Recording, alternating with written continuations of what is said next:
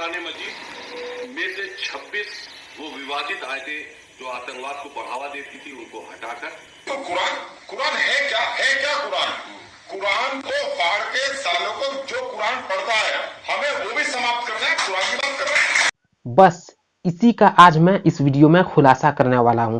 दोस्तों, यति नरसिम्हानंद सरस्वती और वसीम रिजवी जैसे लोग जो बार बार कहते हैं कि कुरान गलत है, गंदी किताब है, कुरान की आयतें आतंकवाद को बढ़ावा देती है, कुरान में लिखा हुआ है कि जहां भी हिंदुओं को पाओ कत्ल कर दो, मार दो। क्या ये सच है?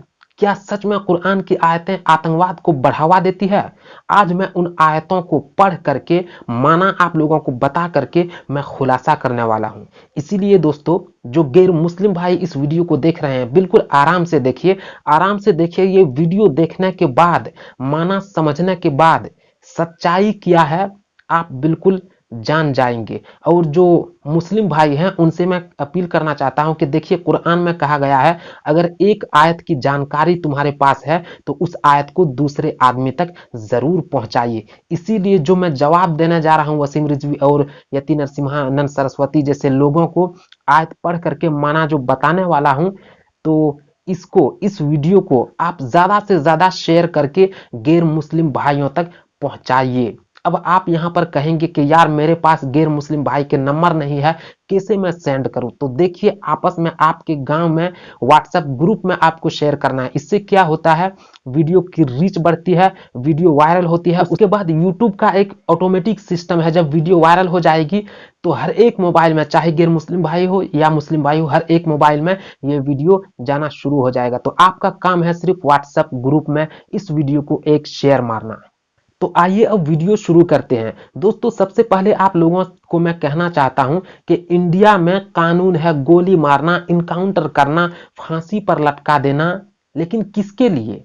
किसके लिए? जो उस तरह अपराध करेगा उसके लिए है। अब कुछ लोग कहेंगे यार देखो, आर्मी के पास हथियार, पुलिस के पास बंदूक है, तो रखेंगे भाई, लेकिन मारेंगे उसी को जो उस तरह अपराध करेगा। तो इसी तरह मैं आप लोगों को बताना चाहता हूं कि यति नरसिम्हानंद सरस्वती और वसीम रिजवी जैसे लोग और कई सारे हिंदू भाई ये समझते हैं कि कुरान में लिखा हुआ है कि जहां पर पाओ, हिंदुओं को जहां पाओ मार दो। देखिए, आप लोगों को मैं बता देता हूं, यही सबसे बड़ी गलतफहमी है। ये लोग लगा देते हैं हिंदू, हिंदू कहीं पर लिखा हुआ नहीं है, काफिर लिखा हुआ है। तो ये आयत है सूरह तौबा सूरा नंबर 9 और आयत नंबर 5 की ये आयत है जो यति नरसिम्हानंद सरस्वती और वसीम रिजवी जैसे लोग कहते हैं कि मारने मरने की बात, आतंकवाद को बढ़ावा देने वाली बात कुरान की आयतें कहती है। लेकिन उसका खुलासा करने के लिए,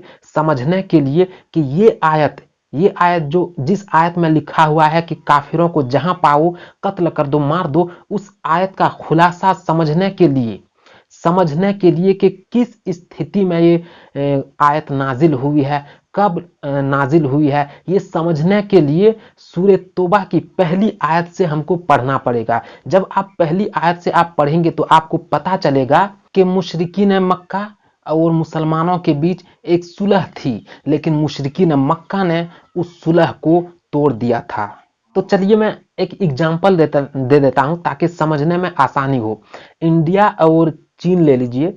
इंडिया और चीन के बीच सुलह है कि तुम सरहद के उस पार रहो, हम अपना इस पार रहेंगे, तुम इधर मत घुसो, ये सुलह है। लेकिन अगर चीनी आर्मी सुलह को तोड़ देती है और इंडिया की जमीन कब्जाने लगती है और हमारे इंडिया वालों पर हमला करने लगती है, तब इंडिया वाले क्या करेंगे?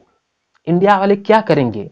इंडिया वाले ये ऑर्डर देंगे आर्मी को कि तुम चीनी आर्मी को जहां पाओ वहां कत्ल कर दो। ये नहीं कहेंगे कि तुम भाग जाओ और चीनी लोग आकर के हम पर हमला करने लगेंगे। लेकिन इंडिया के आर्मी को हौसला बढ़ाने के लिए यही कहा जाएगा कि तुम डरो मत, भागो मत, जहां पाओ कत्ल कर दो।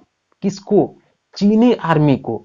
तो ये ऑर्डर लागू होगा सिर्फ वहीं पर, सरहद पर, जंग के मैदान पर ये ऑर्डर लागू होगा। ये नहीं कि अब बहुत दिन बाद, बहुत साल बाद, मुद्दत बाद अगर चीनी लोग, कोई चीनी जनता घूमने के लिए इंडिया आएगी ताजमहल का दीदार करने के लिए, तो ये नहीं कि उस ऑर्डर को याद करते हुए यहाँ ताजमहल में जो देखने आएंगे चीनी लोग, उसको हम कत्ल कर देंगे, मार देंगे, क्योंकि वो ऑर्डर सिर्फ उसी वक्त के लिए था, हमेशा के लिए नहीं।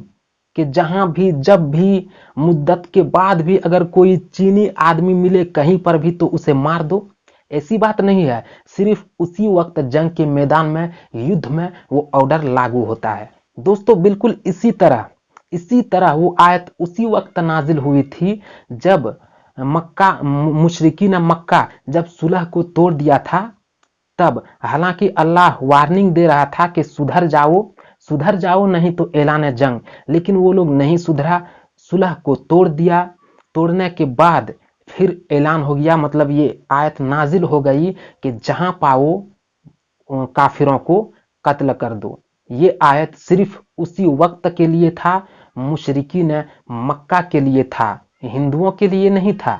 और जो ये यति नरसिम्हानंद सरस्वती, ये वसीम रिजवी जो कह रहे हैं कि हिंदुओं के लिए था, हमारे लिए था, तो क्या वसीम रिजवी और यति नरसिम्हानंद सरस्वती वहां मक्का गए थे? 1400 साल पहले मक्का जा करके मुशरिकीन मक्का की तरफ से युद्ध करने गए थे, जो इसके लिए वो आयत नाजिल हुई। वाह, कुछ जानते नहीं, ज्ञान व्यान है नहीं, समाज में सिर्फ गंद फैलाते हैं। दोस्तों फिर उसके बाद आयत नंबर 5 के बाद अगर आप पढ़ेंगे तो आपको पता चलेगा कि अगर जंग के मैदान में कोई दुश्मन अगर अमन चाहता है, वो ये कहता है कि मैं लड़ाई झगड़ा नहीं चाहता हूं, मैं अमन चाहता हूं, तो अल्लाह कहता है कि उस दुश्मन को, उसको जो अमन चाह रहा है, उसको ऐसे ही मत छोड़ो, उसको महफूज जगह ले जाकर के छोड़ो ताकि वो महफूज रह सके। क्यों? क्योंकि भगदड़ में, मारामारी में उसको तकलीफ पहुंच सकती है। इसीलिए अल्लाह, देखिए कुरान का पैगाम देखिए, कुरान ये कहता है कि उसको ले लो, पकड़ लो और महफूज जगह में जाकर के महफूज जगह पर तुम छोड़ दो। दोस्तों आप लोग सोच करके देखिए, अगर किसी भी मुल्क में अगर जंग हो रहा हो तो उस मुल्क वाले ये कहेंगे अपने आर्मी के, तुम जो दुश्मन आ रहे हैं उसको मारो। लेकिन जब मारेंगे, अगर उधर से दुश्मन कहेगा कि मैं लड़ाई झगड़ा नहीं चाहता हूं, मैं अमन चाहता हूं, मुझे छोड़ दो, लेकिन आर्मी कहेगी नहीं, तुम लड़ने आए थे, तुम्हें मार दूंगा। अगर बहुत दयालु रहेगा तो ये कहेगा कि चलो छोड़ दिया जाने दो। लेकिन कुरान का पैगाम देखिए, कुरान ये कहता है कि उसे ऐसे ही मत छोड़ो, महफूज जगह पर छोड़ो ताकि वो महफूज रह सके। दोस्तों आप सोच कर देखिए, कुरान कहता है अगर जंग में भी अगर दुश्मन लड़ाई झगड़ा नहीं चाहता है, अमन चाहता है, तो उसे छोड़ दो, महफूज जगह पर ले जाकर के छोड़ दो। लेकिन ये यति नरसिम्हानंद सरस्वती और वसीम रिजवी, ये जाहिल लोग, ये कहते हैं कि मुसलमान लोग हम लोगों को खा जाएगा। कुरान की आयतें कहती है कि हिंदुओं को कत्ल कर दो, मार दो।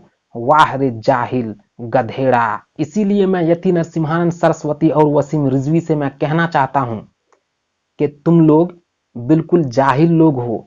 अगर कोई आयत तुम्हारी समझ से बाहर है, नहीं समझ पाते हो, तो गंध मत फैलाना, मुझसे कांटेक्ट करो, मैं समझा दूंगा उसका मतलब। दोस्तों अगर मेरा जवाब सही है, अगर सही में मैंने खुलासा किया है, तो इस वीडियो को एक शेयर जरूर कीजिए, लाइक कीजिए, चैनल को सब्सक्राइब नहीं किए हैं तो सब्सक्राइब भी कीजिए।